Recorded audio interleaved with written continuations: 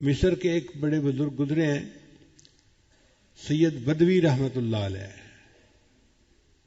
ان کے بارے میں آتا ہے کہ وہ 40 دن کا مراقبہ کیا کرتے تھے. تو مجھے حیرت ہوئی کہ 40 دن کا، تو کتاب میں تفصیل لکھی ہوئی تھی کہ وہ صرف نماز کے لیے اٹھتے تھے اور جماعت کے ساتھ نماز پڑھ کے پھر مراقب، یا کسی وقت بھوک پیاس کی وجہ سے اٹھتے تھے اور کھانا کھا کے پھر مراقب. 40 دن وہ مراقبے ہی کی صورت میں گزارا کرتے تھے، اور اس کی وجہ سے ان کے چہرے پہ اتنا نور آ گیا تھا کہ لوگ ان کے چہرے کی نورانیت کو دیکھ نہیں سکتے تھے. تو آخری عمر میں وہ چہرے کو چھپایا کرتے تھے، جیسے عورتیں چہرے پہ نقاب رکھتی ہیں نا پردے کی وجہ سے، وہ اس طرح چہرے پہ نقاب رکھتے تھے. ایک مرتبہ ان کے خادم نے کہا کہ مجھے اتنا عرصہ ہو گیا خدمت کرتے ہوئے، آپ مجھ سے بھی چہرہ چھپاتے ہیں، مجھے تو اپنا چہرہ چھپا دیجیے. تو انہوں نے چہرے سے نقاب ہٹایا تو ان کا مرید جو تھا وہ وہیں غش کھا کر گرا، بے ہوش ہو گیا. اور یہی حال حضرت موسیٰ علیہ السلام کا تھا. جب ان پر تجلی پڑی تھی اس کے بعد لوگ ان کے چہرے کی نورانیت کو دیکھ نہیں سکتے تھے.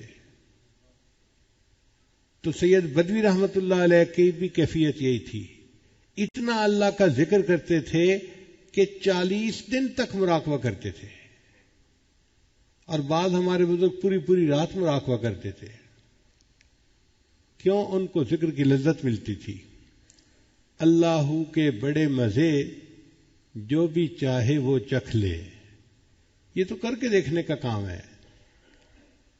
اگر شروع میں لذت محسوس نہیں ہوتی تو استغفار کریں، اللہ سے دعائیں مانگیں اور کوشش کریں. چند دنوں کے اندر ذکر کی لذت ملنی شروع ہو جائے گی. پھر ایسا مزہ آئے گا کہ دل چاہے گا کہ میں مراقبے میں بیٹھوں اور کوئی مجھے ڈسٹرب نہ کرے. ایسے بھی لوگ ہیں دنیا میں جو روزانہ کے معاملات کرنے سے پہلے 2 رکعت نفل پڑھتے ہیں، یا اللہ اب میں معاملات میں بیٹھ رہا ہوں، کوئی بندہ نہ آ جائے جو مجھے ڈسٹرب کرے. تو گھنٹوں ذکر کرنا مشکل نہیں ہے، مگر اس کی لذت مل جائے تو. آج بچوں کو دیکھو، آئی پیڈ کے اوپر گھنٹہ 2 گھنٹے بیٹھنا کوئی مشکل نہیں ان کے لیے. اگر ایک بچے کو آئی پیڈ پہ تصویریں دیکھنے کا اتنا مزہ آتا ہے تو اللہ والے جو ذکر میں بیٹھتے ہیں ان کو بھی اپنے دل کی سکرین پہ پتہ نہیں کیا دیکھنے کا مزہ آتا ہے. رہوں بیٹھا میں اپنا سر جھکا کر،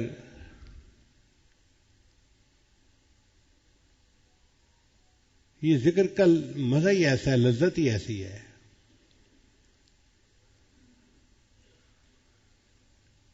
ویسے ایک دستور ہے کہ دنیا میں کسی بھی بڑے آدمی کو آپ ملنے کے لیے جائیں تو آپ کو انتظار میں بیٹھنا پڑے گا. مثلا آپ جائیں جی میں پولیس کے بڑے سے ملنا ہے، تو یہ نہیں ہو سکتا کہ آپ جائیں اور سیدھا دفتر میں اس کے سامنے جا کے بیٹھ جائیں. آپ کو دفتر کے بعد انتظار کرنا پڑے گا. جی صاحب میٹنگ میں ہیں، فارغ ہوں گے آپ سے بات کریں گے. آپ کسی بڑے مفتی کے پاس جائیں، کسی بڑے آدمی کے پاس جائیں، جس بڑے کے پاس بھی جائیں گے آپ کو انتظار کرنا پڑے گا. اور اگر کوئی وی وی آئی پی پرسنالٹی ہے، جیسے ملک کا صدر ہوتا ہے، تو پھر تو آپ کو ہو سکتا ہے مہینوں انتظار کرنا پڑے. تو جس طرح دنیا کے کسی بڑے سے ملنے کے لیے انتظار کرنا پڑتا ہے، اللہ تعالیٰ کا دیدار پانے کے لیے بھی بندے کو انتظار کرنا پڑتا ہے. اب یہ انتظار دنیا میں اگر شروع کر دیں تو ہر روز آدھے گھنٹے کا مراقبہ، 1 گھنٹے کا مراقبہ، میرے وہ جو انتظار کا ٹائم ہے وہ پورا ہوتا جا رہا ہے. اگر دنیا میں اس نے انتظار کا ٹائم مکمل کر لیا، اللہ اس کو قیامت کے دن اپنا دیدار عطا فرما دیں گے.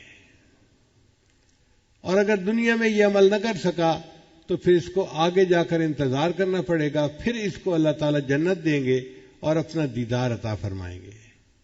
لیکن بڑے کے ملاقات سے پہلے انتظار کی گھڑیاں پوری کرنی پڑتی ہیں. انہی کا نام مراقبہ ہے. ہم مراقبے کو اس نیت کے ساتھ کریں، اللہ میں آپ کا دیدار چاہتا ہوں اور اس کے لیے یہ جو انتظار کی گھڑی ہیں میں دنیا میں پوری کر رہا ہوں. آج آدھا گھنٹہ، 15 منٹ، 1 گھنٹہ، 2 گھنٹے، اللہ یہ گھنٹوں کیا چیز ہے؟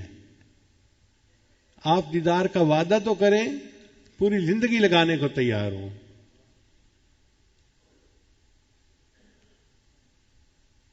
سر طور ہو، سر عرش ہو، ہمیں انتظار قبول ہے۔ سر طور ہو، سر حشر ہو، ہمیں انتظار قبول ہے۔ وہ کبھی ملے، وہ کہیں ملے، وہ کبھی صحیح، وہ کہیں صحیح۔